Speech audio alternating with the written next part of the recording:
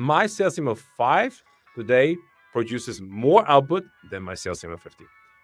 I mean, let's face it, this AI revolution is just every day I wake up, there's something new. It's just going real fast. So there's no time to waste, there's no time to sleep. And this is massive leverage, this technology. So don't expect people to be always knocking on your doors, right? And coming to your website, etc. Go and do the outreach. And what you'll find, by the way, is that your inbound results will massively improve if you do a post 2 days ago, 433 comments, 174 likes. That's a lot of engagement that you're getting. You're warming up your audience, right? You're warming up your audience maybe for weeks, months. And then when you actually reach out to them with the cold email or the DM, guess what? Conversion rates are through the roof. And this is my little secret about it, I'll share as well. So about providing value, it's not just about educating the audience, doesn't matter what it is, but it's more important about edutaining the audience. Hello, everybody. Welcome to another episode on the HighLevel Experience Podcast. Our guest today is a master of modern sales warfare, the kind of operator who doesn't just follow trends, he breaks them. From building high-performing sales orgs to engineering scalable outreach systems, he's helped hundreds of B2B businesses, including high-level agencies, crush client acquisition with cutting-edge tactics. Whether it's leveraging AI-powered strategies or building entire campaigns through LinkedIn that cut through the noise, he's on a mission to help sales teams get more replies, more meetings, and way more wins without burning through budgets or spamming inboxes. Now, he's a startup mentor, multilingual sales leader, and someone who believes that performance, commitment, and culture are the real force multipliers in revenue growth. Now, please welcome to the show, Frank Sondors.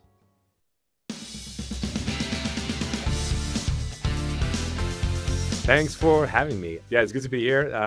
Being in sales, essentially, maybe the other way to look at it, maybe I've been in sales for over a decade. Software sales, been selling a lot of different softwares. In frontline sales, then over to being a VP sales with a sales team of 50, and now building a sales technology company, essentially, helping HighLevel agencies and anybody in B2B really that needs a bunch more meetings and wants just to do it in the leanest and meanest possible way. Just to give you an idea, we generate over 600 meetings on a monthly basis. Not all of them come from our software, but a good chunk of them come from our software. And we just want to replicate a lot of the things that we do to a lot of other businesses.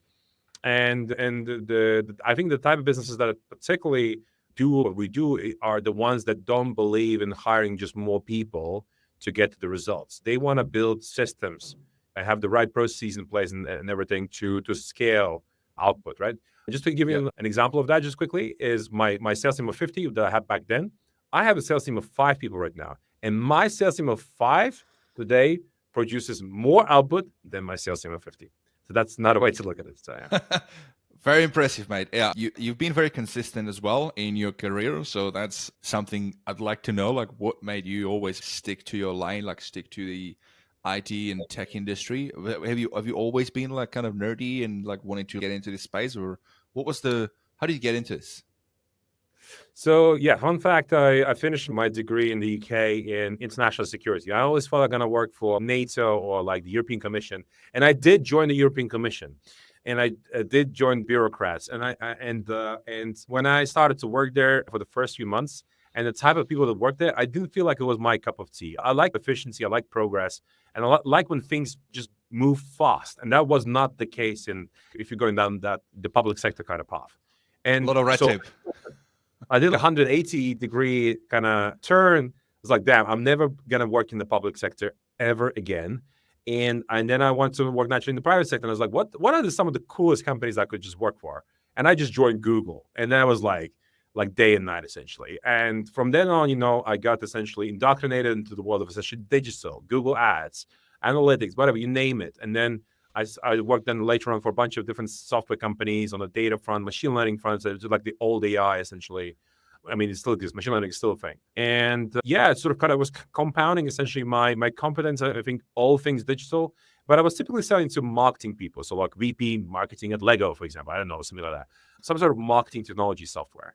But I was always frontline selling, typically doing full sales cycle. That means I had to generate my own pipeline, I had to close deals. It was very typical, very normal for me.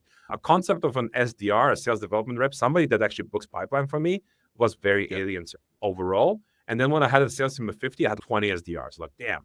And back then, the main sort of, we were looking at how do you actually generate more pipeline, more revenue.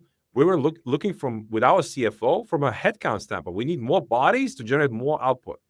And I thought that was just a wrong way to look at things, really.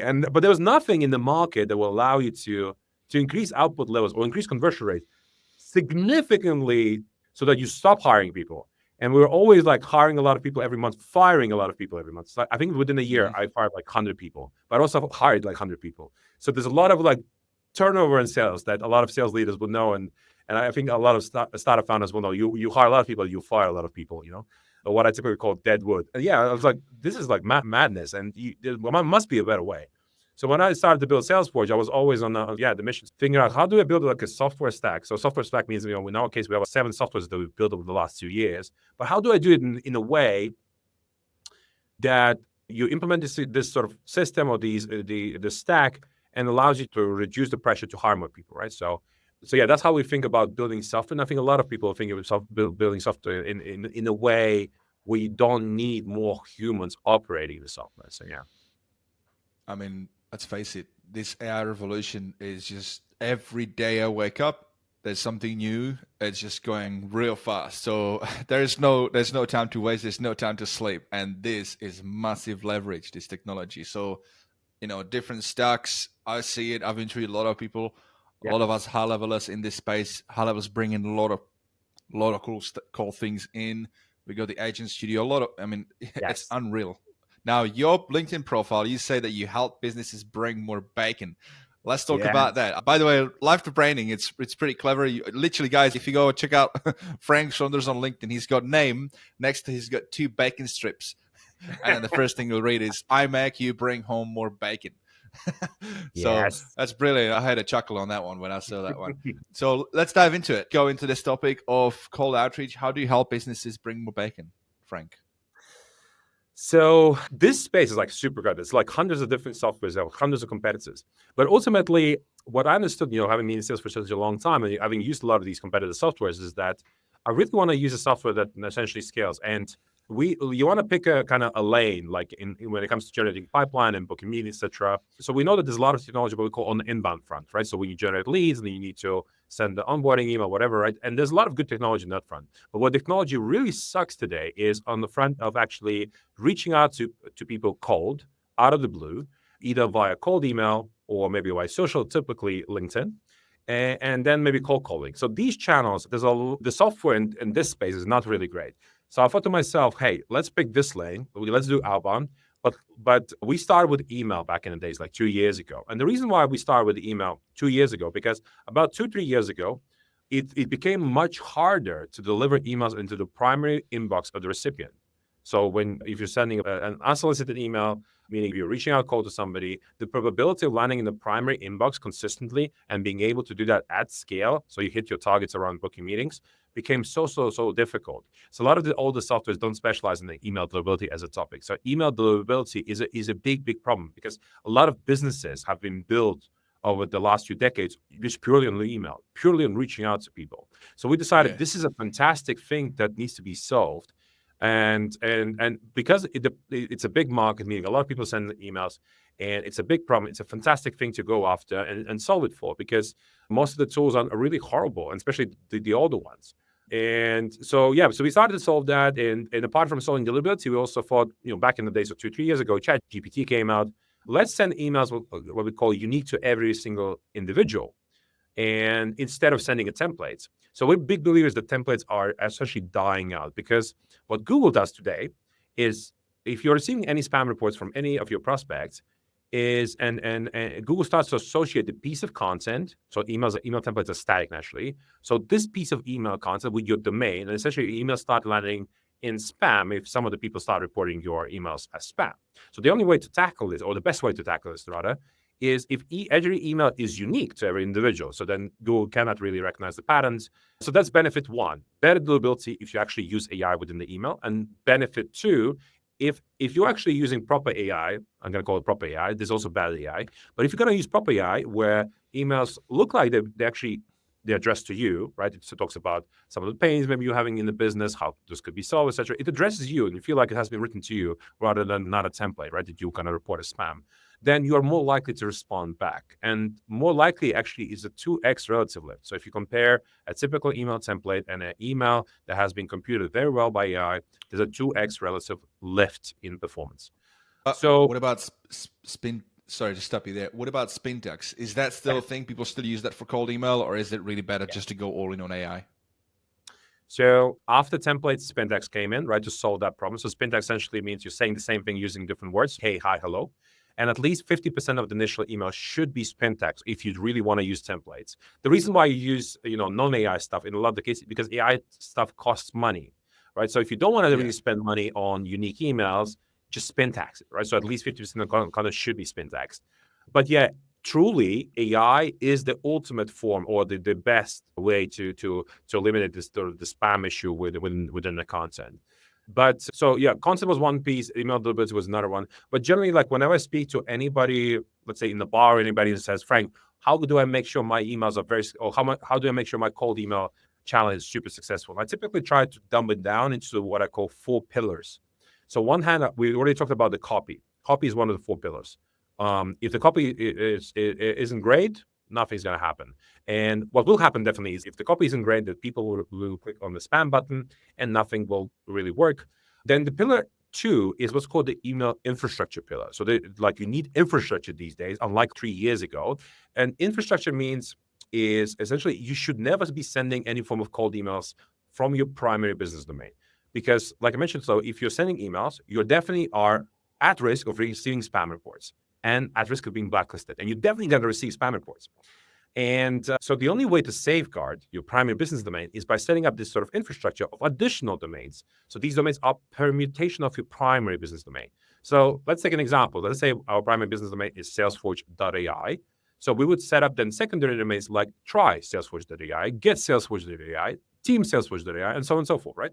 By the way, we would never typically buy .ai domains because the .ai domains are very expensive. So the typical recommendation is to buy .com domains because most of the internet was built on .com as a top-level domain extension. So you set up these domains, and how many you need depends on how big your total addressable market is and what sort of volume you want to run emails at. But against every domain, you typically set up today like 2 or 3 email accounts. And again, every email account can maybe send about 30 cold emails maximum per day. So this is a very typical guidance. There's some variation in here as well, depending on who is your ideal customer profile, which industry you are in. But essentially, the more difficult it is, the industry, so for example, cybersecurity or enterprise companies, the more difficult it is to land, the lower the volume it should be per domain. So infrastructure is pillar 2. Pillar 3 is data or leads targeting, essentially. Who is it that you're sending emails to? If you're sending emails to the right people and it's a great copy, you will not get spam reports. People will respond back to you. But if you're sending emails to the wrong people, you will get spam reports. It will destroy your infrastructure. It will burn that infrastructure. So you want to reduce also the burn rate. The way you reduce the burn rate: good leads, good copy, good infrastructure setup. These are the 3 pillars. And then the last pillar is what I typically say: orchestration. Yeah, go ahead. I'm going to slow you down a little bit, Frank, if that's okay. We've got a vast range of experiences here with our listeners as well. Some of us have done cold email. I'm doubling into it. I understand this concept, but I just want to make sure that we give some of the guys like chance to catch up on it. So you mentioned before you move to the next pillar, Google Leads. So you're saying Google qualified contacts is what you're talking about through the like Google Maps API and things like that? No. So the leads is you can get. It depends on what sort of leads are you looking for. So if you're looking to reach out to local businesses, then yes, you may want to extract that data through Google Maps. And there's a lot of extractors that can extract leads from Google Maps. So let's say you're going to after barbers or whoever that is on Google Maps, restaurants, etc. Yes, the best sort of let's go leads or email addresses that you could get from it's literally from Google Maps. And so there are tools that can do the extraction, and you could just Google them. There's a bunch of them. Yeah, HighLevel is a good example of that one. We've got a yeah, prospecting tool built directly in. Now we've got a bulk function in there. So I hope yes. you guys know about that one because that one's, Yeah, so you know, that's a really good one. Yeah, so this is like the best source of leads, but it depends on the sort of requirement. And there's just so many places you can get the leads. But yeah, if you're not really sure, just ask ChatGPT. I would just write down. I think the way that I would do it, right? So if I'm using high level, you just say, hey, I'm using high level, and this is who I'm targeting. What are the best? Where can I get the best leads? And ChatGPT will typically give you some ideas on that. And this is just the best way to just use essentially ChatGPT as a sort of a coach maybe. And so, yeah, it helps you then to narrow down which are the place you should look at because there's just so many ways to pull the leads. But you definitely want to get the right ones because, as I said, then it makes a huge difference in terms of kind of your performance there. absolutely, yeah. Because then you can if they're qualified, like if they're quality contacts, they're real data from like through the API, Yeah. through the Maps API, like then you're more likely to know, okay, Yes. this is a legit email. Would you still recommend to do the verification of emails anyway, like to validate the email addresses? On those, actually, no. So typically, if it's in Google Maps API, and essentially if they're on Google, they should be valid. Like I would not validate those. However, let's say you have some sort of list lying around and gathering dust. You have some Excel sheet, right? Well, it doesn't matter how you got it. Mm-hmm. That one, yeah, definitely yes. But the information in Google Maps is typically up to date, typically. So I would not do it. But if you had a bad experience for whatever reason, like essentially emails bouncing, then I would definitely do it the next time around. But like my first instinct says, okay, Google Maps and Google Maps data is typically up to date. I would not do it. I don't want to spend my credits in that. But if you have some sort of, if you believe that data is stale, essentially data decay is a big problem in the data space. If data doesn't get refreshed frequently enough, then you always want to validate. But my typical guidance in any business, if you want to send out an email to anybody, you always validate, always. Like typically 99% you say you always validate, you always verify, because that bounce that you're getting from the prospect is really bad for your infrastructure. Google is very smart. When Google sees high bounce rate, and high bounce rate is literally like over 1%. If your bounce rate is already over 1%, Google is noticing that, and Microsoft is noticing that, and it will negatively impact you. So, Yeah, yeah, that's the best way maybe to look at it. exactly. And the guys, just so you understand, this is why would Google penalize you for it? Well, it kind of makes sense, right? So by sending a lot of emails and then getting a lot of bounces, it's you kind of telling Google, hey, I'm actually doing cold email. It's a lot easier for them Yes. to pick it up. And what's really happening with this whole bouncing thing, email bounce, what does that really mean? Well, that's somebody had a business and they no longer have it. Maybe they let their domain lapse. The email is no longer existent. Or it could be that you've got some trap email addresses that are designated, and this is what Google and these big email providers do. They Mhm. put it out in the marketplace just to, it's like going fishing, and they see if somebody's going to use that to do cold email. If they do, then you've just fallen into that trap too. They're literally designated email addresses to catch cold email. I was going to say spammers. We're not all spammers. There's a right way to do it. I mean, I said it in an intro for you as well. So we'll dig into that to make that distinction. But yeah, so you want to make sure you got legit email addresses that are currently active, being used, and there are really good tools out there that can help you validate. I mean, one of them you actually may not even realize. HighLevel actually does that for you. It validates every email address that you have. But I want to make a bit of distinction here, guys. HighLevel is not a software that's good to use for cold email. It's a really good software for everything sales and marketing related. But for Yeah. cold email, you don't want to do that because HighLevel doesn't have infrastructure to support different burner domains. Now, this is what Frank mentioned. I hope I'm not sure if he caught it early. He does talk fast, this guy, doesn't he? But I don't know if he caught it, but he did say you have to have variations of your domain. This is the crucial bit, right? So like for Mhm. me, I've got 10 different domains, 10 different variations of my SaaS, white level SaaS, stand out from the pack, 10 different variations. And I got 3 accounts per each. So I've got 30, actually I've got 12 domains and I've got Yeah. 3 accounts per each. And I just Mhm. buy them through resellers through India because they're cheaper. Otherwise, you're going to be paying a lot of money. And one thing I haven't done is tapping into the Outlook. All of mine are just Google Workspace based. But yeah, I've got Mhm. like 36 of them. I pay for them like $2 to $3 a month per each account times 36. So you multiply it. It does cost a bit of money plus the software. But yeah, that's kind of what I do. And you can't really set that up in HighLevel. So I just wanted to make sure that you have that distinction because if you're going to start doing cold email at mass, Mm. you're going to burn your really good domain. You're going to burn that one, and then you're going to be crying out loud. So back to you, Frank. Where do we go from here?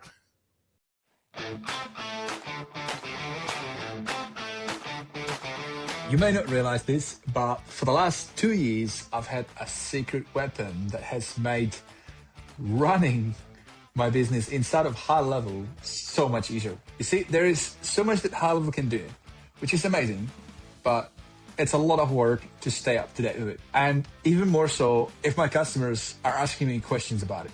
And this is why I'm excited to announce that our show is officially part of the HLPT Creator Network. This is HighLevel Pro Tools, an organization that I've been using to run support for my customers, as well as give me a ton of awesome epic add-ons that make running, launching, and differentiating my SaaS inside of HighLevel so much easier. And now that they're an official sponsor of the show, they've done something pretty bloody awesome.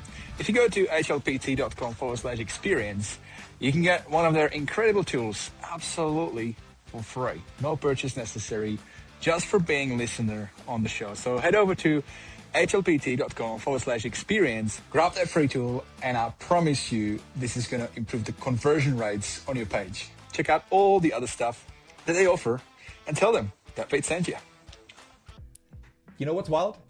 There's a smarter way to grow your agency and help more local businesses without adding more stress. That's what HighLevel does. It's your all-in-one sales, marketing, automation, and AI system. No more duct taping tools together or paying for 20 different subscriptions that barely talk to each other. I've been using it for 5 years with my own white-level version, Stand Out From the Pack, helping Aussie businesses like Dimitri, a Canberra electrician, who now runs his jobs, quotes, calls, and follow-ups with our built-in AI employee. If you're an agency, HighLevel lets you do exactly that. Support your clients in new ways while building stable, recurring revenue every month. And if you're a local business, partner up with somebody who knows your market and your industry. If you're in Tasmania, my mate Jared from Boulder Digital, for example, has you covered. If you're in Canberra, that's my turf. Check out standoutfromthepack.com.au and we'll get you sorted. The point is, there's probably a high-level agency or SaaSpreneur near you. We're seasoned marketers, tech-savvy super nerds who love helping local businesses grow. We're global, we're connected, we're high-levelers. Now, I've got something really special for you guys. I've negotiated an exclusive 30-day HighLevel trial that's double the usual just for you. Sign up your agency through gohighlevel.com/vid or upgrade your existing plan, and I'll hook you up with over $3,200 worth of bonuses, resources, templates, and snapshots I normally give to my private clients only. So whether you're scaling an agency or leveling up your business, start with the right system. Go highlevel.com/vid or team up with your local SaaSpreneur and let's make business simple again. One platform, one login, no duct tape, just results. Yeah, just to kind of double down on that. Yeah, exactly. So HighLevel is really, really good as a CRM. It has a lot of marketing and automation, everything. It's very good essentially when you're not receiving a lot of spam reports essentially from the audience. HighLevel's IP infrastructure is built for not receiving spam reports. And it highly encourages you actually to never send cold emails, just generally. So that means this is why you need to have something adjacent to HighLevel if you want to do cold email, right? So there's other things naturally that are, that are also important just generally on top of cold emails. But we always say multi-channel generally is something that you want to do to maximize the conversion rate with the audience. So that means, there's also think about, are your prospects potentially on social, so typically LinkedIn or maybe some other social channel? Could you add that sort of additional sort of touch points within the funnel there? And then the final one, which is more rare maybe to do, is like doing cold calling as well, right? So we do all three, so we see results in all three channels typically. But just to recap on the pillars, so there's 4 pillars. We covered the copy pillar, why it's important to send the right copies to the right people, so it resonates, right, and people like to respond back. We covered the infrastructure pillar, why you need multiple domains, and we covered the data pillar, getting the leads, right? So, and the final one is the software that you use to send the cold emails. And this is where essentially what you mentioned, HighLevel is not the software to do essentially large scale outbound campaigns. So you need to use any software, whether it's our software or any other software that does that piece and integrates nicely into HighLevel, and that has a bi-directional sync. And by the way, that's not a bad thing that HighLevel doesn't focus on that, right? Because what is HighLevel really trying to do is provide good quality CRM to help you generate leads, like inbound leads ideally, that you I mean, when you think about it, like when you do advertising, that's kind of outbound, but it's done through intent or impulse. So people actually do make their own decision to then come through the funnel. So when it comes to doing things the legit way, the traditional way of marketing, that's what HighLevel focuses on. Yep. Cold outreach kind of falls on the outskirts, and not everybody kind of feels like that's the right way. It's different thoughts about it. It does work though. So just wanted to make that distinction, right? Because HighLevel, as same goes for HubSpot or Salesforce, Yes. all those Exactly. big companies, they don't do cold outreach. They don't, right? Right. They focus on, you have a business, you serve your customers, products, services, you do it well, you advertise, you build reputation, people come to you, and then you have a really good sales and marketing system like HighLevel that helps you nurture, capture, close, remarket, and all that stuff. But yeah, for cold, you have to have something separate. I just thought it'd be good to add that little distinction. Yeah, There it for the just guy. it boils down to sort of the data architect, how the software is architect, how it's being built, right? So it needs to be built very differently, and it's very hard. So no CRM does that, to be honest, and it's just not a focus area. The thing is, like I mentioned, not everybody does that, so it applies to like specific segment of users that want to do that, and because this problem is like very tricky, like delivering emails in primary and all the things that you need to do. That's why there's a It's a bunch of lot, stuff. yeah. Now, Yeah, it doesn't mean you can't do cold outreach from HighLevel at all. You can, but like you're talking about maybe like 10 businesses a day and you're just writing out a highly all volume. personalized, you're Yeah. doing that's fine. But this is not going to get you much traction as if you do big volume, which is what this big opportunity. This is why Frank's got this thing, bring more bacon. So back to you, Frank. Bring more, right? So you already, bring home the bacon through HighLevel, right? Through all the things that you're doing on the typical marketing funnels, right? And you're looking to bring home more bacon. So like I always say, if you're in B2B and you have a way to identify your customers on the internet, you wanna generate this additional, business. Why wouldn't you? So it's not smart not to add what we call the outbound motion, as in reaching out cold to people. Just set up the right systems in place, and you will be very thankful to see, sometimes up to 50% of your revenue will be coming from outbound. And that's very normal, to be honest. A lot of businesses in the US, to be honest, 50% or more of their revenue is through outbound. Don't expect people to be always knocking on your doors, right, and coming to your website, etc. Go and do the outreach. And what you will find, by the way, is that your inbound results will massively improve if you do outbound. Because what happens is, let's say I'm going to send an email to you today. So you're going to look at this email. You'll be like, who's this guy, Frank? What is this company, SalesForge? So you're going to go on Google. You'll Google my company. You're going to go via SEO to my site, and you'll check out, cool, I like this stuff. And then you're going to go and sign up. And guess what? In HighLevel, it will say you got a new lead, but this lead actually came by sending that cold email, actually.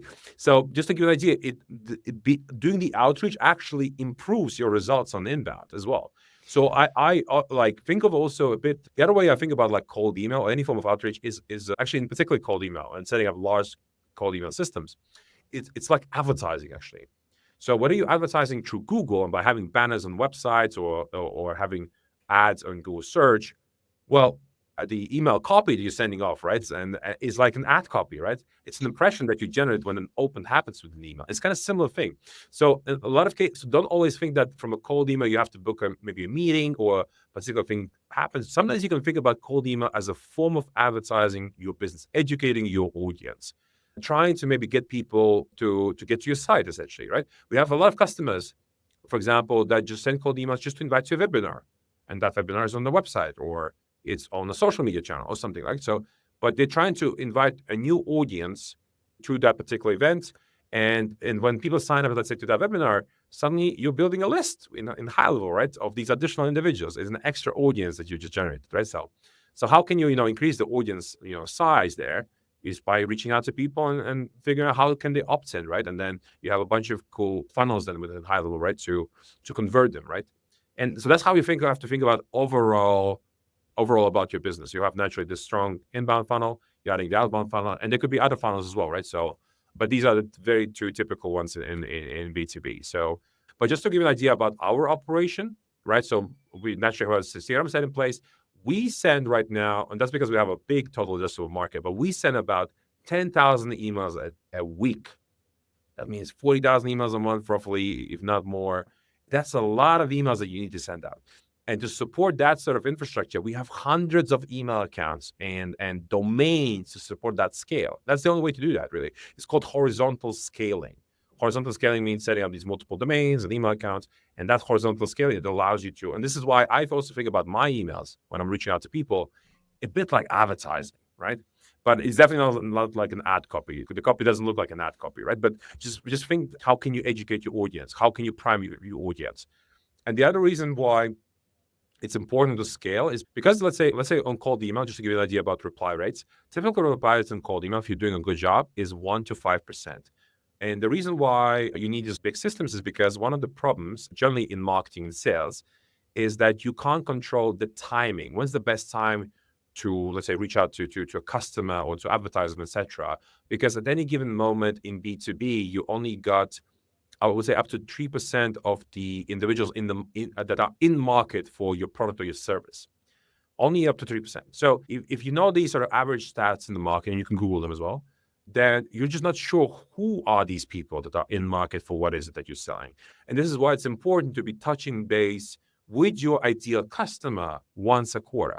So here's an example. If my total addressable market is 30,000 businesses that I want to reach out to, I typically say that on a monthly basis, these 30,000 businesses, let's say none of them are my customers yet, I would reach out to a third of my market once a quarter. So let's say in January, I'll reach out to 10,000 businesses, and that's batch one. In February, another 10,000 businesses, and March, another 10,000 businesses, right? So I covered all my total addressable market within the quarter. And then come, say, April, I gotta go and reprocess my batch one. So the people that I reach out to in January. So if you have this sort of cadence where you're reaching out to a prospect once a quarter, which means essentially 3 to 4 times a year, you're knocking on the doors to your potential customers saying, hey, do you need my service, etc., blah, blah, blah. This is how you're maximizing your overall essentially pipeline, meetings, revenue that you're generating for your business. And this is a strategy I think I know where you're leading with this. So this is basically what you mentioned. So there's only 1 to 3% are in the market now, right? So you never know when the rest of it is going to be in the market. So by doing it cyclically, that's how you capture the most of those potential opportunities. And then the other reason, let me guess, the other reason why you have a bit of a gap is so that you don't burn those lists. Otherwise, you just be, if you be sending out too frequently, then that's it. Like it's game over, and you have to go. You'll receive spam reports, and you're damaging your brand.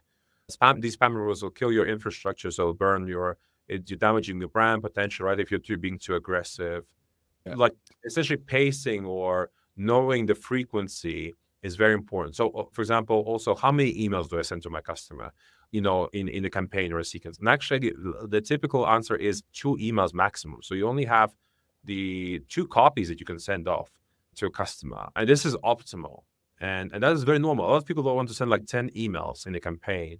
That's not like in a follow-up sequence and going crazy on the follow-ups, and that's very, super. Very crazy. If you want to have more touch points with the customer, so let's say an email, your typical recommendation is only 2 emails, and they have to be very short and snappy. And in a follow-up email, just provide me more reasons why I should respond back to you in that follow-up email. So don't be like a nagging wife where you're like, hey, any thoughts on this? Hey, what do you think about this? So the first email, like typically I would say the subject line should talk about the pain that you're addressing for that business. This is my, just a default or framework. So for example, let's say if I'm in a business to solve your deliverability problems, then the problem that I'm addressing is email deliverability. So I can literally put email deliverability, lowercase, works very well, like 2 words, lowercase, email deliverability as a subject line, and that's what I would put. That's the problem that I solve you. So if you have this problem in the business, you're likely then to open it, right? So in particular. And then the email talks about, it doesn't have to talk about your product, to be honest, necessarily. It can just talk about the pain that you're solving. And you can ask, hey, I was just wondering whether your emails are currently landing in spam, ? And just doesn't talk about our products, right? You essentially what you're doing in the outreach is you're qualifying whether they even have the pain in the first place. And the idea is you get an answer quickly, yes and no. Do I have this problem or I don't have this problem, right? If they don't have this problem, well, there's nothing to sell, right? So think of it this way. So that's maybe the other way.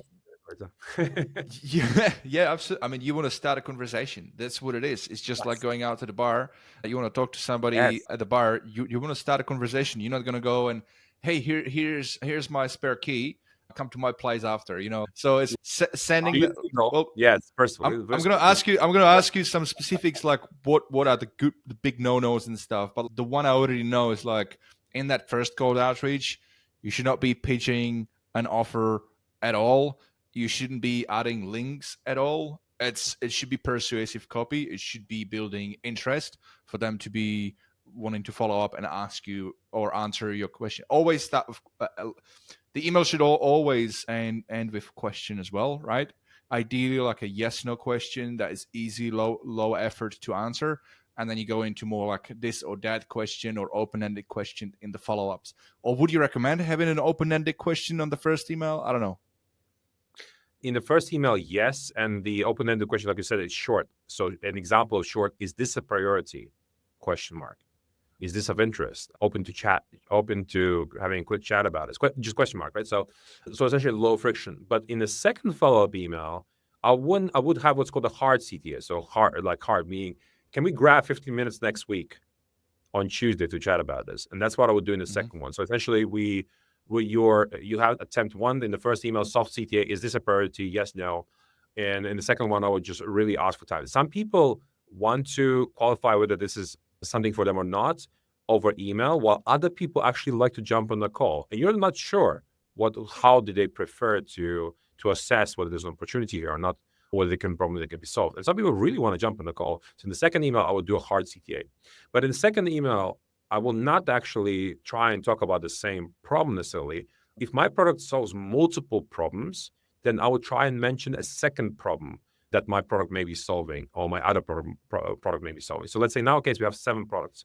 So the way I think about it, imagine you have multiple services that you're offering or multiple things that you're offering to the same ideal customer. So I would start with maybe the first problem that we're solving for them in email 1, and I would ask them a question, whether they have this problem. You could mention the product, this is the product we have that could solve that problem, and they don't respond, right? And I typically say 1 email a week. So I would just send 1 email in week 1 and the email 2, the follow-up in week 2. The reason why I don't send the second email in week 1 is because sometimes people are just very busy in week 1 or they're on holiday, right? So just don't like sending 2. If you have especially smaller total addressable market, you're better off sending that next week. And then next week, I'll talk about problem 2 or product 2 or service 2 that I have, right? So it's just a different angle, right? So, and you'll find that like by trying to have these sort of, 2 different angles or 2 different problems mentioned or 2 different product mentioned, you're maximizing your chance of reply. And so once you're done with these 2 emails and you don't get the replies and you feel very sad, this is where you transition to another channel. So this is where, for example, we would go on LinkedIn and we would start with a LinkedIn connection request. And we would start with the initial message on LinkedIn. So the messages on LinkedIn are very different to email. And on LinkedIn, it's literally just a one-liner. It's a question. And it will be something along the lines of, I'm not going to even mention the first name. It's, hey, good to connect. I was just wondering whether you have any email deliverability issues right now, ? And this is what literally I send today on LinkedIn. And then we'll fire off a second message, essentially, again, in week 2. So you can see that. So my typical approach is sending 2 emails. And in emails, you have deliverability problems. So yes, like you mentioned, no links. You can also remove HTML. This is another kind of strategy. Plain text, yeah. Yeah, always do what's called plain text, no HTML, no links. Signature is very like plain as well, like first name, last name. No click here to unsubscribe. Yes. So you can make a funny unsubscribe piece of text like at the bottom. Yes, I do something like, I don't know. You just got to make something up. Hey, if this wasn't relevant, please tell me to go away and I'll go and see my email doctor or whatever. You can make it funny. Think of it this way. If people read your email copy, yes, it wasn't interesting, whatever, but there's something funny about the email, right? You can make it funny. It wasn't a good line, but you put that in the PS section, right? So to opt out, but you make it very funny and then people actually respond to you. The reason why responses matter on email is because getting any form of reply, even a negative reply, is good for your email deliverability, any reply. So just say something that will make them respond. And sometimes it's just a funny line in the PS section, right? So do capitalize PS. If you don't want my bacon, I'll pass it on to someone else. Just let me know. Yes, something like PS. if you're not looking to bring home more bacon, I assume you're a vegetarian. Like I don't know. You can definitely make it funny, right? I need to think about it. I assume you're a vegetarian, and in that case, we shouldn't be doing business. You can definitely spice things up. But what is it that you can say? So my sales rep do it really funny, actually. I've seen some of the PS lines. And because communication or outreach or whatever doesn't have to be boring. It doesn't have to be, I always say spice things up. Try to do it in a way that feels like a pattern interrupt, right? Because people get a lot of emails, they get a lot of LinkedIn messages. But how can you stand out in the inbox, right? In the noise of all the emails? You can. So you start with a simple thing like a subject line, lowercase. Every single letter is lowercase. Because all the automation softwares, don't do that. So it feels, that is a pattern interrupt. What else could I do, to make it look like just odd, different, right? So, and people do respond to that. Same on LinkedIn as well, right? So make it funny.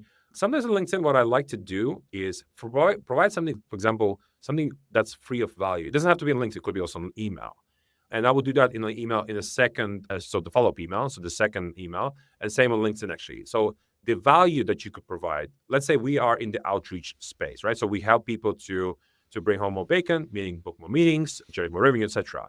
And one of the things I would do is try to provide value, but it feels odd to do that in the first email because you're like, you never do that in the first message. It always feels like odd. You're smelling the sales breath here a bit. So you definitely do want to do that in the second follow-up email message. And one thing that I would do is something that would be typical, what people typically would do is learn about outreach, how to do outreach on YouTube. So I do a lot of different webinars maybe, or I would just make a video and I would just put it on YouTube and something that's of high value. That literally, I'm telling you everything literally on how to do, let's say, LinkedIn outreach really well. So we did it, for example, last week with my sales rep, 1 hour long masterclass on how to do LinkedIn outreach really, really well. And so we talked about everything that you can talk about, social selling, how many profiles you need, and a bunch of different things. And we would put that video in the follow-up emails. Hey, if you're doing LinkedIn outreach at any point, here's a really good masterclass on how to do this. And some people will say, wow, this is really cool. I learned something really nice. And so people will reciprocate by responding back, saying, yes, I would love to check this out. And then sometimes they will say, no, this is not of interest to us, but I have a friend of mine that would definitely love this stuff, right? So try to provide value without maybe sometimes asking anything in return. That also can work really well. So just be in a mindset of always, I would say, A/B testing, right? So especially if you've never done outreach, you don't know what's going to work. So if that is, and so the typical strategy is, okay, I have this is my big total addressable market. I don't know what's going to work, but at least I'm going to test these maybe, I don't know, 3 to 5, maybe different copies, styles, pain points I'm going to try and address. And then you'll find that after a few weeks, 1 or 2 out of, let's say, 5 variants, different messages works really well. So you just double down on that, right? And you kill the other copies that don't work really well. So yeah, that's another tip. Like always be, testing, trying to find what really works for you, what resonates, and you'll find some assets, videos, or some copies, specific angles like work really, really magically well. So yeah. Now, at the beginning, we talked about like the importance of the copy needs to be unique for each email you send it to, or especially with email. Maybe it's not as important with LinkedIn. You can be more of a same copy with LinkedIn. Okay. Exactly. The reason for that is because on email, Google uses Gemini to associate, essentially, if this domain is receiving spam reports, then they start looking at content. And when they see that it's the same content that gets spam reports, they start sending you to spam. So it's good for deliverability, but if you have a very strong offer, that means whatever your offer is in the market, it's so strong and a lot of people positively respond. For that strong offer, you don't need to use AI, because if you're going to get a lot of replies, we're talking about a lot of replies coming back. A lot of replies means over 5% of people are responding back to you. A lot of positive replies saying, wow, definitely I want this, etc. You don't need to use AI because you have a super, super strong offer where you have so much positive engagement coming from the other audience, and you don't need to use AI. But that's not typically the case. Like 90% of businesses do not have strong offers.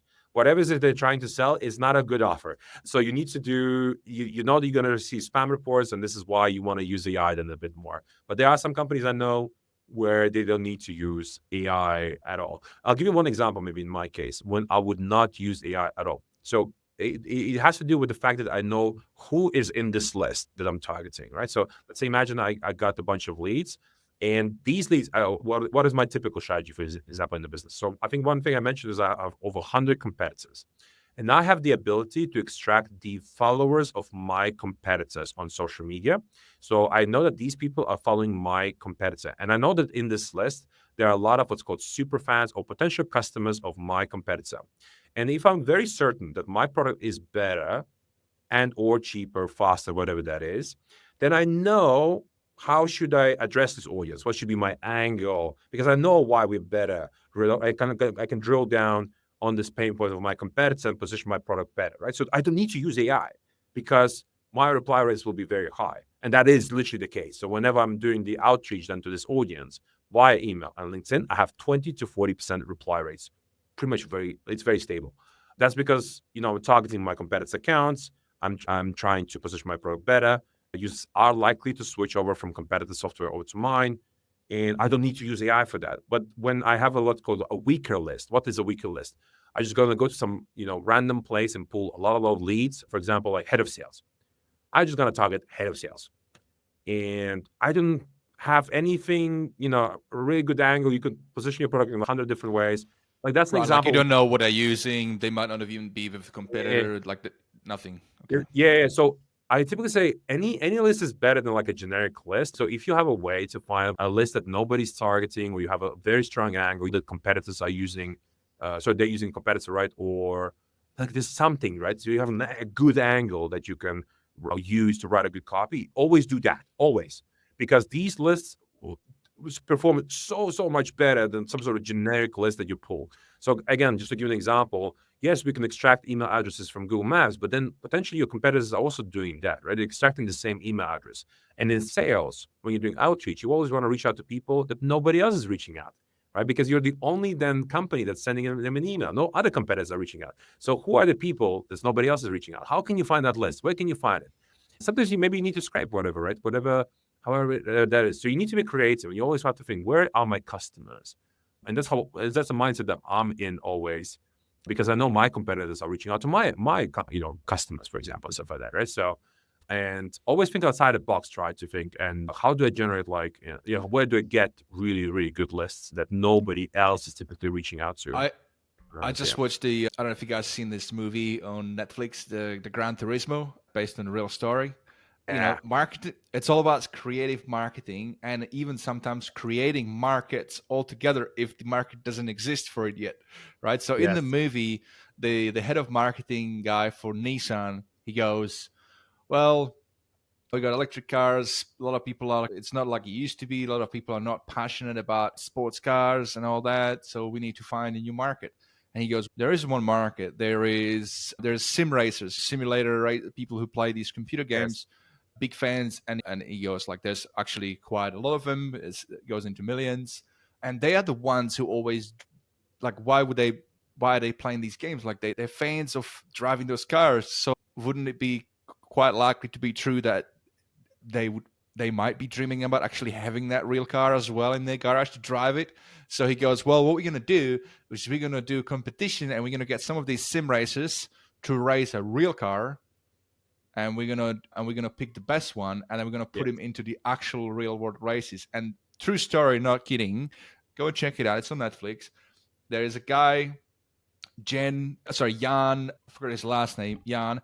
But he wins the Le Mans, or I think he places third. But the Le Mans 24-hour race, one of the most like physically, mentally challenging races in the world. And he goes against the grain, like the whole industry. You're a sim racer. Go back to your room and go play. And but he wins it. And so the whole tactic that the Nissan marketing, the head of marketing guy had was, if we can show the dream could be a reality, then now we're addressing that market, and then we can increase the number of sales of our sports cars and Nissan cars. So so it's back to what you're saying. Like, you just be creative. Don't be like, so like blunt straight up. Sometimes you have to go around or look at trends, what's happening, and is that is that relating, and like figuring out a clever segues to your copy. And that's how you also stand out, like especially if you're selling marketing services.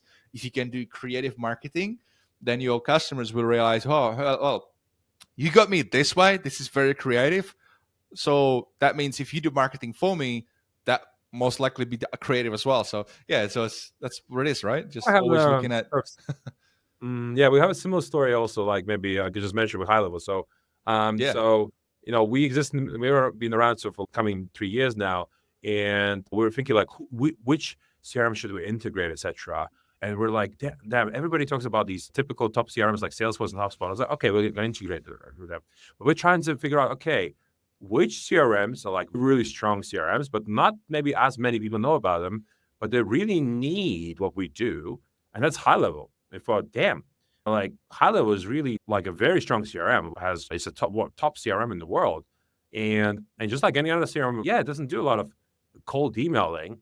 What if we could build the compatible kind of stack with HighLevel, right? So that people will see a lot of benefit. And I bet there's a lot of people that would do cold email. And then we thought to ourselves, and then we started to kind of maybe brand it a bit more. We're like HighLevel for outbound. So if you want to do anything outbound related, you would use us in tandem with HighLevel.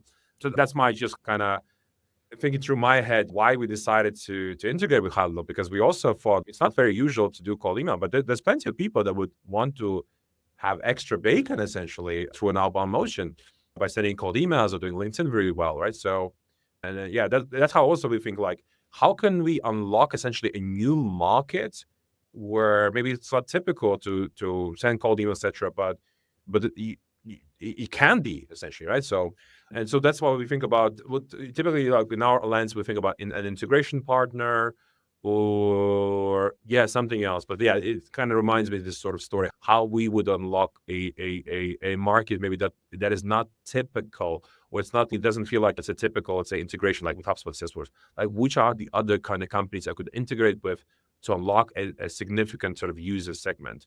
But it's not typical. There's not a saying in business, you probably have heard that as well, while they zig, we zag, right? So while all the competitors and everybody is going off in this swimming lane, nobody is going after this swimming lane, right? So in now our line of business, it's not just integration partners, it's actually also markets. So for example, most of our competitors, us, what we do is we all go into the US market, right? It's the biggest software market in the world. But then what you want to do, if you're very smart in business, you want to analyze, okay, what are the top markets like for software in the world? And you realize when you look at the top list of countries, is that there are markets like Japan in there. And Japan buys a lot of software. And then you start to think about to yourself, oh, none of my competitors are in Japan. What if we would just localize the software and we just start selling our software in Japan, right? So that's an example of where, while the zig, we zag. So you essentially go into territories where you have no competition. You're the only player in the market. Yep. Yes, there is a barrier to entry, localization, etc., and you just go in. And you're absolutely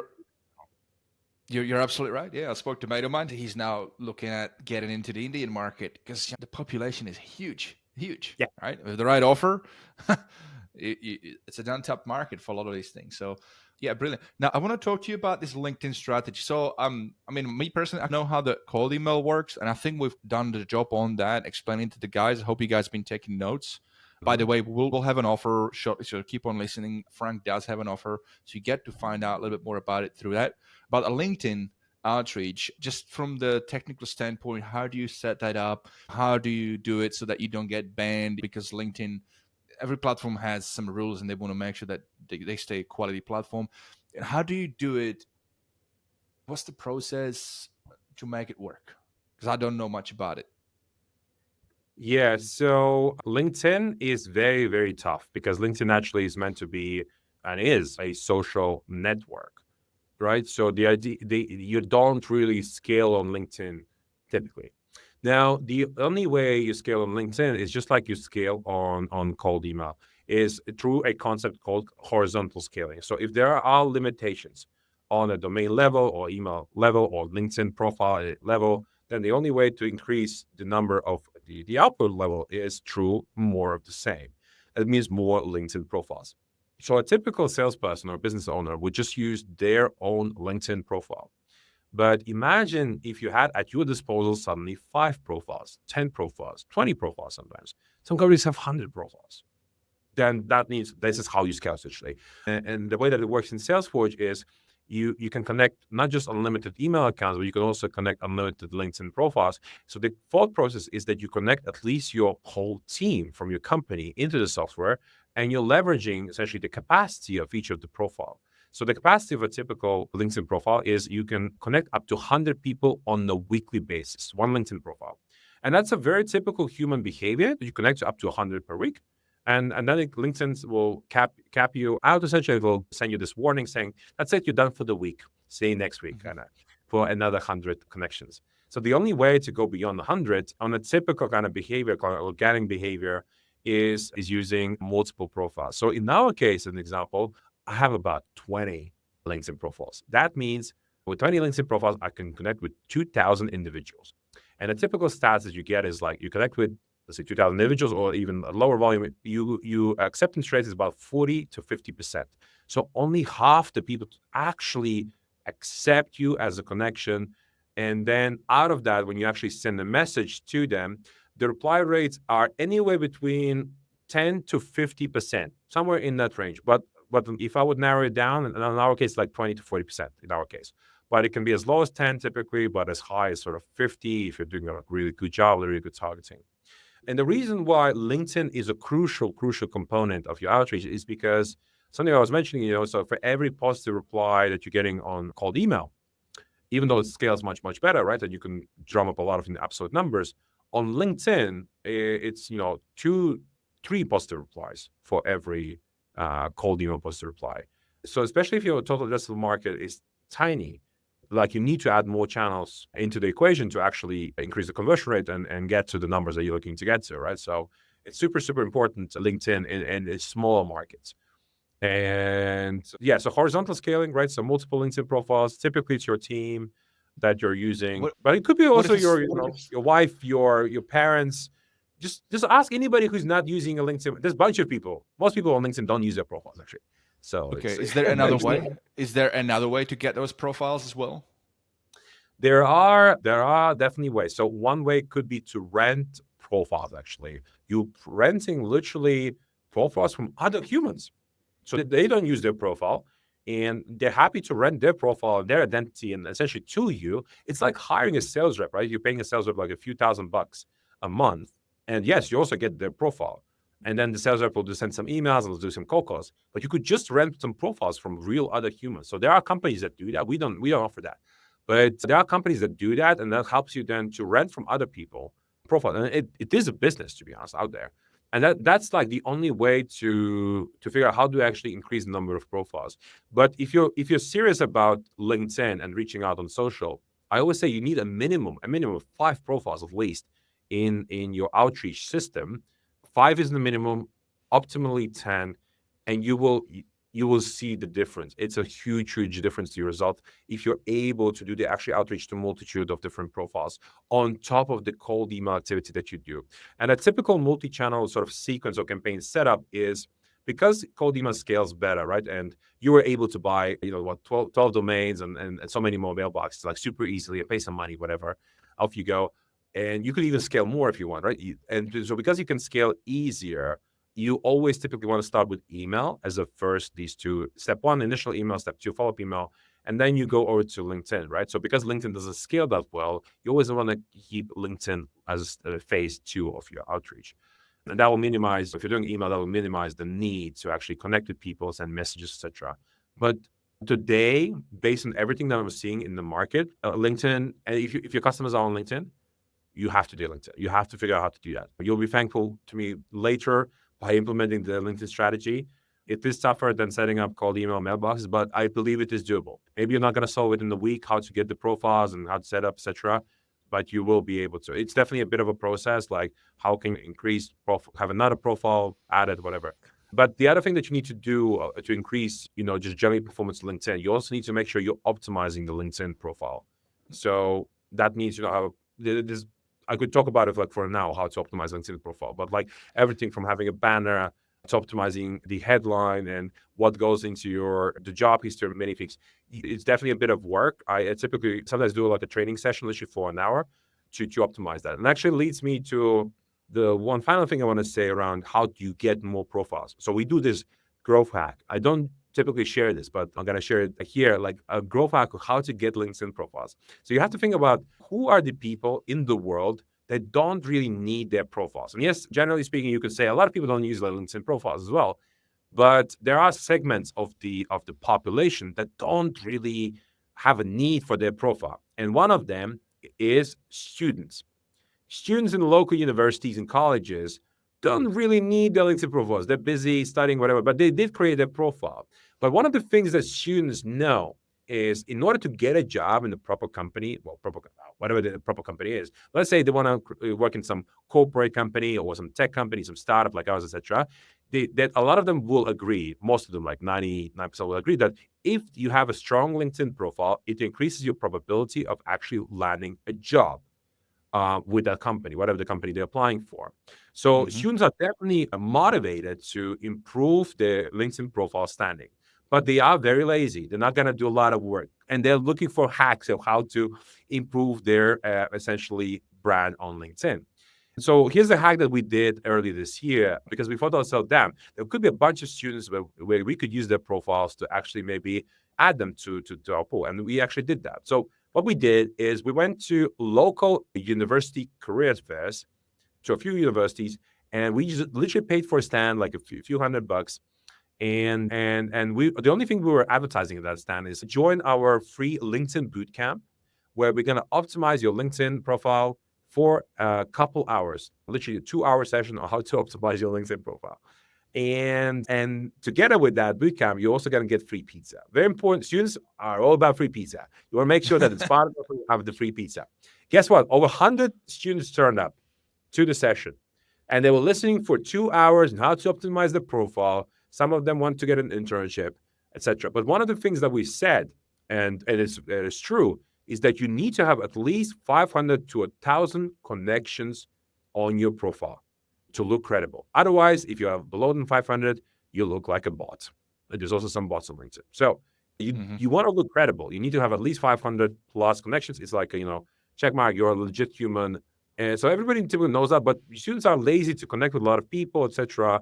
So at the end of the bootcamp, you're saying, hey, here's an offer 2, essentially. The offer 2 is what we call the LinkedIn Accelerator offer. So we said you need to have at least 500 connections. And guess what? All of them have less than 100 connections. And we said, so the way that we could help you grow your connections is by connecting to our software, and we would use your profiles to connect to a lot of CEOs, CMOs, whatever, salespeople, and stuff like that.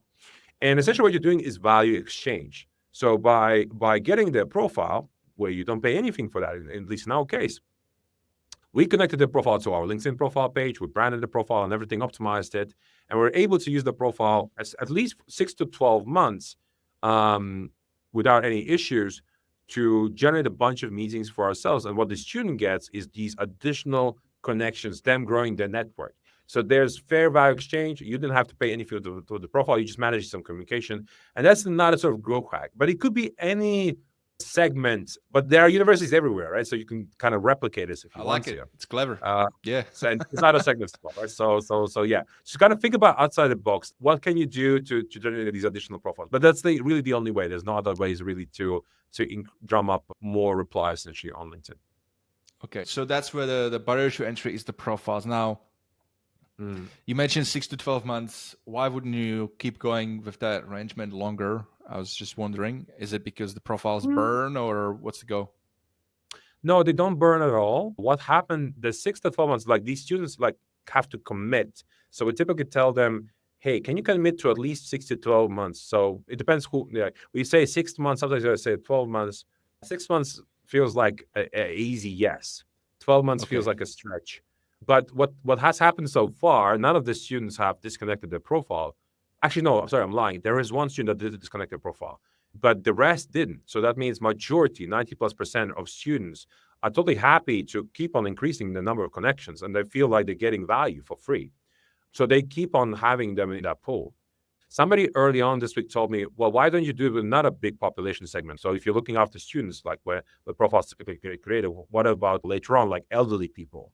And elderly people, I don't think elderly people would do that. But think of any segment, essentially population, where there's a lot of profiles, and you can build sort of a system where you building the or accumulate or onboarding people and using them. The reason why you want to do this, why don't you just rent the profiles, is because renting a profile is anywhere between 100 to 150 bucks per profile. And Mhm. and that means if you're renting like 10 profiles, it's quite a huge cost. And if you're getting to 20 That's a profiles, monthly, and that's a monthly fee. You're talking monthly. yeah, it's a monthly fee. And you could do that if you don't want, but a lot of businesses can't afford like $1,000 or whatever, $2,000 per month paying just for profiles. I always would say you don't have to if you're being smart and if you figure out how to get profiles for free. But as I said, the easiest profiles to get additional ones is just ask your wife, your girlfriend, your mom and dad. These are the easiest profile. And if every employee in the company could do that and could get like one or two extra profiles. But if you're struggling, and many businesses are struggling because they have big total addressable markets, and there's a lot of people to reach out to, either renting or growth hacking are the two only options. I have not heard anything else in the market that will work.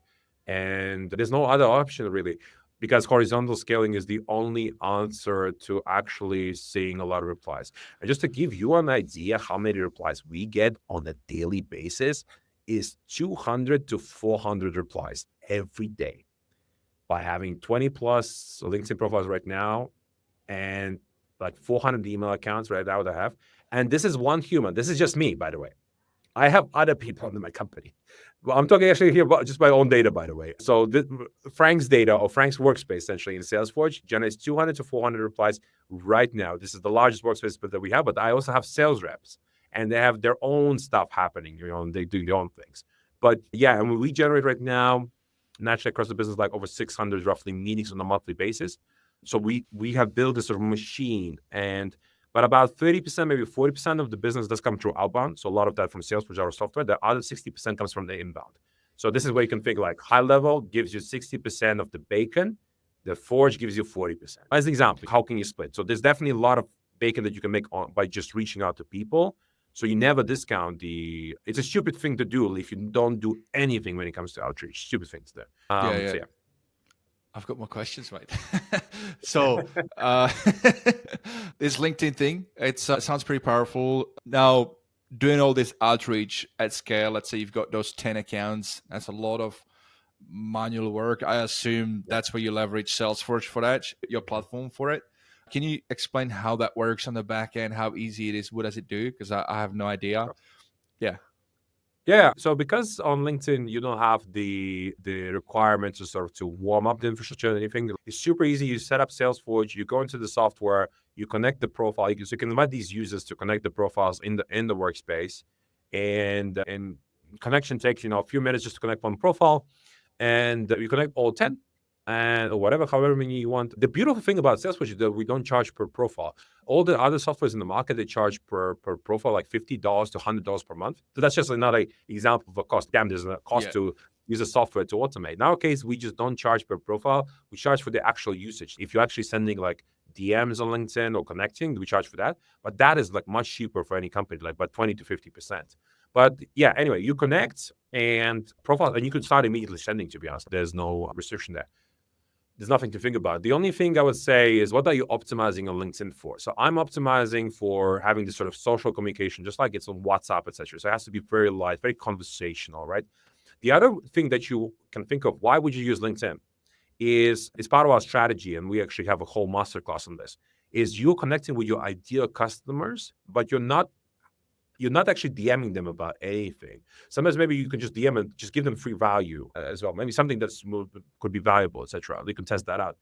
But the reason why we're connecting with a lot of the ideal customer profiles, thousands of people every single week, is because I do a lot of content. So if you go to my profile today, Frank Sondors, the guy with the bacon emoji, you will see in my feature section the type of content I do. I was going to ask you get a lot of comments. You have a post 2 days ago, 433 comments, 174 likes. That's a lot of engagement that you're getting. So but I'm targeting with my content my ideal customer. But you need to connect with these ideal customers, right? And because LinkedIn caps you every week, you need to consistently connect with your ideal customers. And then you do what's called social selling, right? So you educate them with your content, and you're trying to build valuable content. And what is valuable? Well, if you have engagement on your post, you have people liking it, people commenting, That means they're finding value in that. Great. Try and do more of that, right? And then you're warming up your audience, right? You're warming up your audience maybe for weeks, months. And then when you actually reach out to them with a cold email or the DM, guess what? Conversion rates are through the roof because you warmed up the audience. They know who Frank is. They know what the Forge does. They like your content potentially, and they wouldn't mind to jump on the call to actually finally check out your software, right? Because we've been feeding them with good content consistently week out, week in, week out. And feeding consistently in my case, because a lot of my ideal customers are on LinkedIn, I'm trying to do like once a day, Monday to Friday. Typically, sometimes I'll do it during the weekends, but like literally once a day. And it is tough, to be honest, to figure out what content to produce. But I'm a founder, I'm a CEO, right? So I can share some content, maybe what's happening in the business, trying to educate the audience how to do LinkedIn, maybe cold email, maybe talk about deliverability, not landing spam, email copy. So I have quite a few topics. I'm trying to recycle some of the topics. If you want the most sophisticated way to generate content on LinkedIn, the most sophisticated way is to transcribe your conversations with your customers over a meeting and use these transcripts to generate content on LinkedIn. This is probably the most powerful way, the most valuable way, because you're taking the meat from the conversation, the outputs of the conversation, The of your ideal relevance. customers, and you're passing, and then you're amplifying that to the net new ICPs or ideal customers on LinkedIn. Super powerful. This is the most sort of programmatic way I would probably say to do that. It can be set up This is as a thing, super powerful. But this is if I have literally one, yeah, go on. yeah, I was going to follow up on that one. This is literally, and this is my little secret, but I guess I'll share as well. So about providing value, it's doing podcasting. So I've got Yeah, another podcast. Now this one is for high level community, right? And it's uh-huh. positioning, it's making more connection, it's speaking to people like you, learning about new cool things to implement in my stack and for you guys to learn as well. But I also have another podcast that I used to run called Success Inspired. And it was just conversations with local business owners through BNI and going to them and saying, hey, you've probably never been on a podcast before, but you run a local business. Would you like me to interview you on the podcast? I'll create a bunch of content. We'll create a bunch of content together. I'm sure you got something to say that would be valuable. And then you can share it in your local market. And you're going to position yourself, because a lot of people in your local market, they might know you, but now you're going to raise your credibility, your profile, because you talk about it. But really what I'm doing is I'm building a relationship, Yeah, and I'm learning about what they do. And they might also say talk about some setbacks and some weaknesses in their business, which gives me an opening after the recording. I can go back to them and say, hey, look, that thing you mentioned, we actually can help that.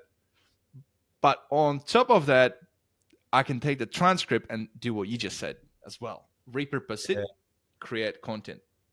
The one thing, just to spice things up here, is one thing I've learned from another sales rep, or let's call it LinkedIn influencer. It's not just about educating the audience, doesn't matter what it is, but it's more important about edutaining the audience. So how can you craft a post or experience on social in a way that when you're consuming it, you're having a good time, but you're also learning along the way? Yeah, Right. So, clever. as we do a lot of creative stuff, we actually invest a lot of time. How can we educate our audience? How can we make it funny? How can we spice things up? So one of the LinkedIn posts, you probably have not seen it because I've we just seen connected. it. The Wolf of Wall Street one. Is that what you're talking about? No, actually, no. There's one with Margaret Robbie. I was in the bathtub a few weeks back, and I was talking about, a problem that exists in the data space and how we address that. And I was literally in the bathtub talking about it. I'll send that later to you. And so I'm talking about this problem, and then by the end of it, I'm explaining how we would solve that. But we're taking a scene from a movie and with somebody famous, so you can resonate with it quickly. But in that bathtub, it's me, and it's a definite pattern interrupt. When you're seeing that on your LinkedIn feed, you're like, I'm not sure what I'm looking at. So what could be the pattern interrupt from entertainment standpoint?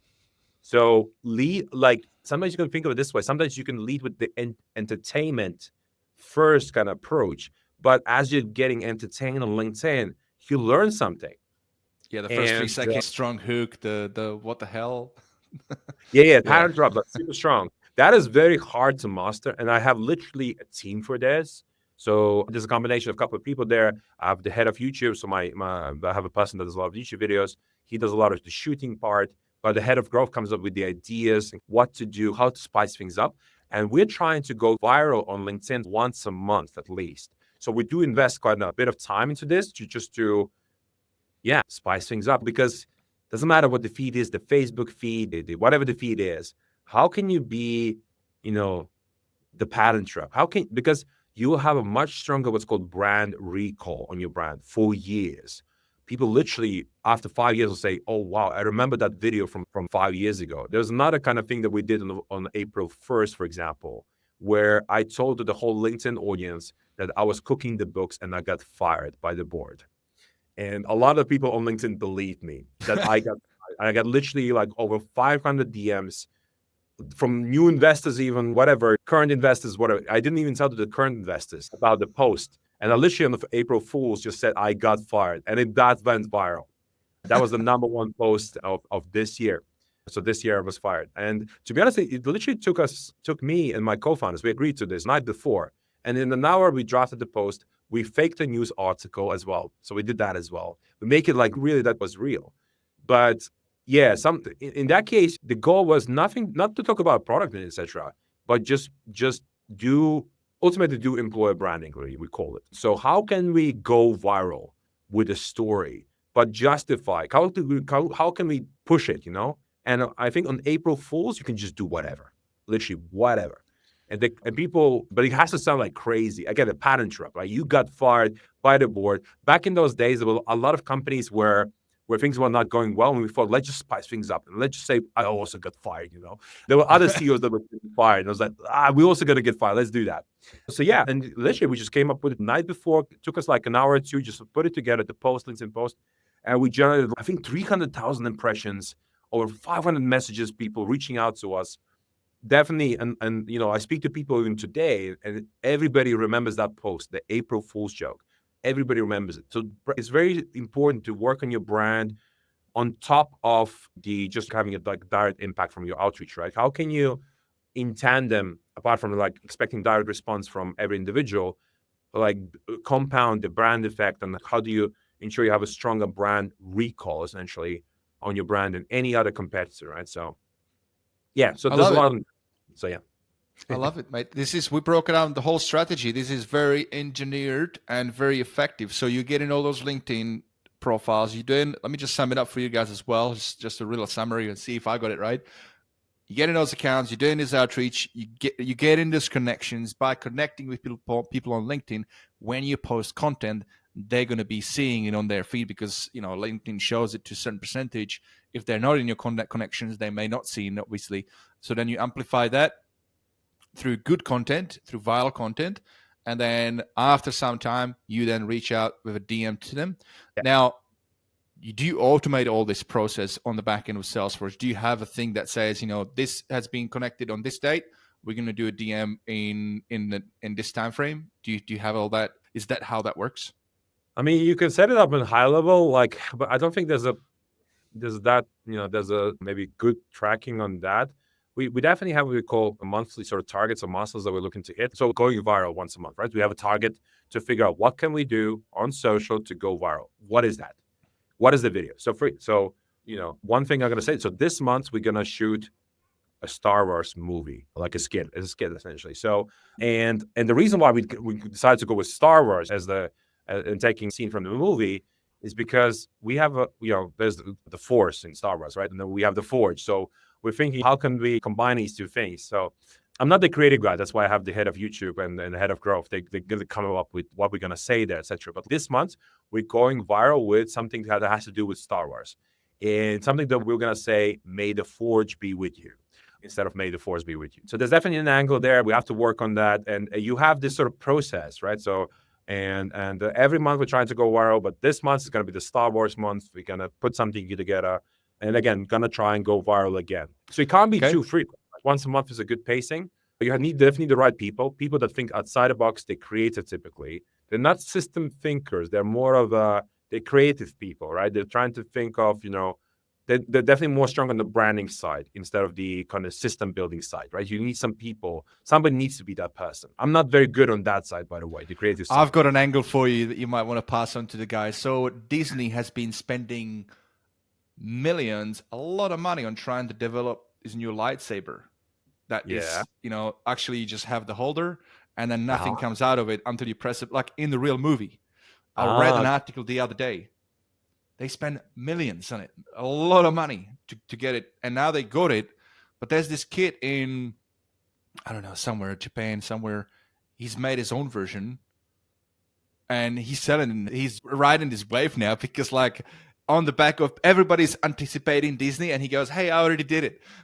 There is a story in there. Hey, if you're running a business and if you're trying to do something, like don't try to cook it behind the scenes for so long, because you never know, a kid from build something in the garage and it'll overpass you. Yeah. There might be some clever analogy. I'm just thinking, like you mentioned SalesForge, Star Wars, like the lightsaber thing, that could be something creative there.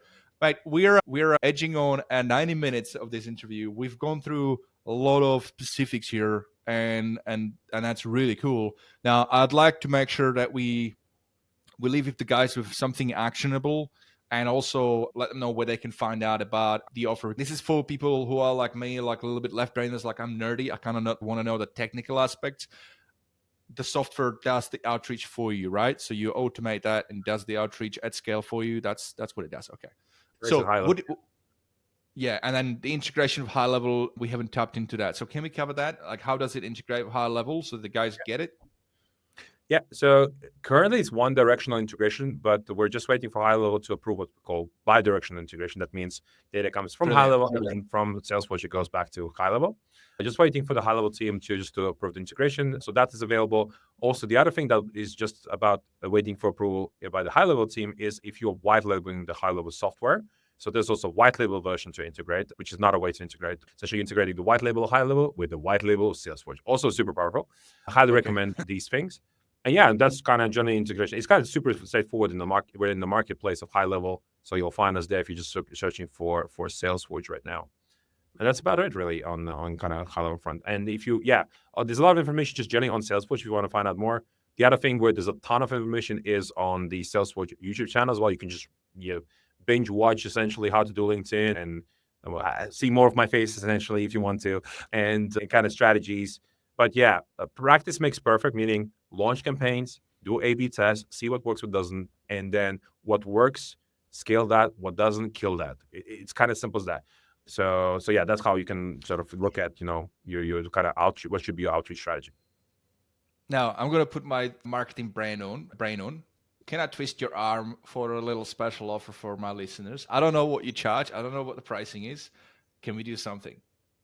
Sure. So, I mean, here's a good one then. So if you're going with SalesForge and if you just want to start the plan, if you're just entering at the end of the checkout, essentially, friends of Frank, then yes, you can get a little offer. And it's going to be a secret what the offer is. So you can go and check it out. So you just enter the code friends of Frank, and then you'll get the offer at the end. Awesome. All right. So now I'm gonna bundle it all nicely for you guys if you're listening. So head over to HighLevelExperience.com/SalesForge. They have a G, not Salesforce. Okay. Head over to HighLevelExperience.com/SalesForge.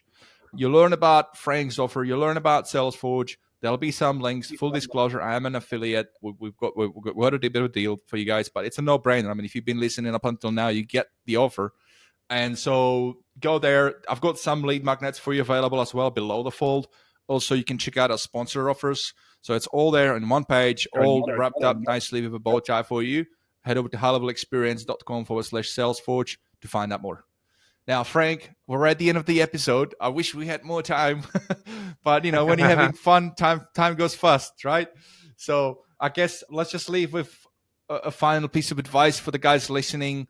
All of us high level as SaaSpreneurs who are trying to get, capture more market, help people, help business owners with all the amazing stuff that we do. What would be the advice for you for somebody who's trying to grow their high level agency? I always say, and Alex Hormozi actually says that if somebody knows who Alex Hormozi is, and many people will do, scale trumps luck or scale beats luck, whatever. Essentially, if you are setting up scalable systems through HighLevel, through SalesForge, and any other really softwares out there, you own your essentially destiny a lot more. You own your ability to generate a ton more meetings, a ton more pipeline, a ton more bacon, essentially, that you bring in. So always build systems with scale in mind, right? And there's a lot that you can do. We for example, we only run tests that have scale. We do not run any other tests unless we naturally think about LinkedIn and branding and kind of things like that. But typical serious business has serious scale always.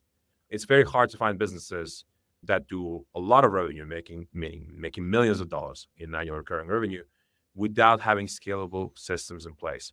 So that's my advice. We typically just joke about it. We don't do rookie numbers. Just think about, what I said. Don't do rookie numbers. Do real scale. Whatever you're thinking that I need to do, I want to send 10 emails. Just think 10x. You want to send 100 emails, not 10.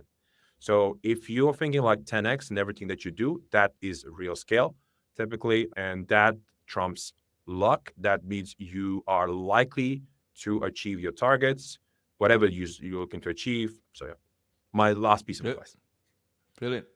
Frank, thank you so much, mate. I appreciate you being on, sharing your wisdom, your advice, even sharing the special sources that you normally don't share. So that's much appreciated. There's been a ton of value bombs. I hope you guys been taking notes, because there is some real easy to, like step-by-step applicable tips here that will help you grow your business. So appreciate you for doing that, Frank. No worries. See you next time. Awesome. Guys, thank you so much for listening to today's episode on the HighLevel Experience. If you've enjoyed today's episode, then please share it with your fellow agency mates and other high levelers that you think would also benefit from listening. For show notes, links, and extra tips to help you grow your agency or your SaaS to high level, please go to highlevelexperience.com. Thank you, and have a great rest of your day, everybody.